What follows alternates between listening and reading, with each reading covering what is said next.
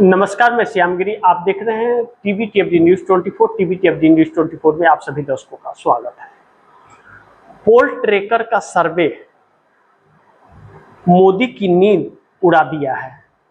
उसे भूल नहीं पा रही है भारतीय जनता पार्टी। नरेंद्र मोदी के लिए संकट यह है कि अभी आने वाले 4 महीनों में जिन 5 राज्यों के चुनाव होने हैं उसमें उत्तर प्रदेश सबसे अहम है, क्योंकि उत्तर प्रदेश के अंदर 80 लोकसभा की सीटें भी हैं और उत्तर प्रदेश में अगर भाजपा की सत्ता गई तो फिर भाजपा के लिए बहुत बड़ी मुसीबत आन खड़ी होगी। इस बीच पोल ट्रैकर का सर्वे यह कहता है कि 58% जनता तो उनसे बिल्कुल खफा हो चली है और 19% जनता वोट देगी नहीं देगी वह फैसला उस वक्त करेगी, लेकिन वह संतुष्ट नहीं है।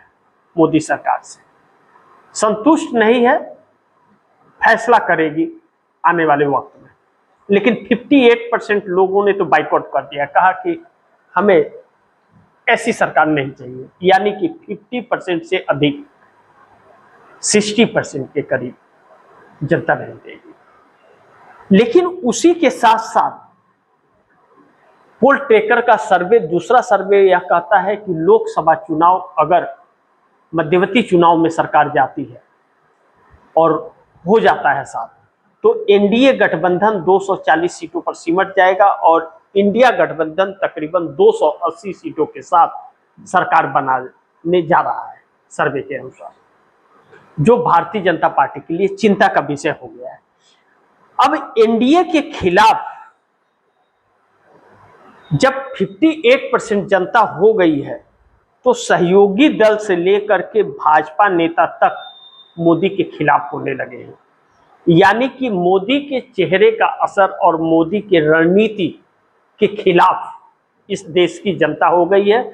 यानी कि मोदी अब जिताऊ नहीं थकाऊ हो गए हैं और बोझ बन गए हैं, यह साफ है। ऐसे में बड़ी महत्वपूर्ण है कि पीएम दफ्तर में एक मातम सा माहौल और है और यह कहने से कोई पीछे नहीं हट रहा है कि मोदी का खेल खत्म है।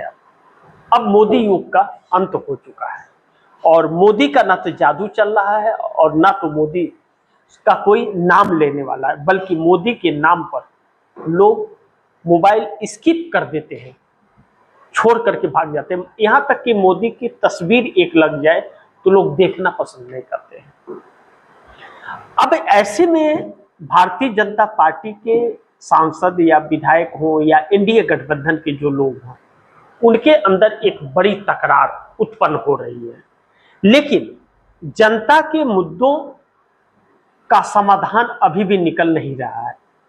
और जिस तरह से युवा सड़क पर आ रहा है या आक्रोश जिस तरह से आम जनता के बीच बढ़ रहा है, वह मजदूर जिन्हें मजदूरी नहीं मिल रही है और महंगाई डबल हो रही है, जिस तरह से चीनी अगर मान ले तो 70 रुपया किलो 75 रुपया किलो के आसपास पहुंच गई है और कहा जा रहा है कि उत्तर प्रदेश चुनाव आते आते 100 रुपया पहुंच जाएगा।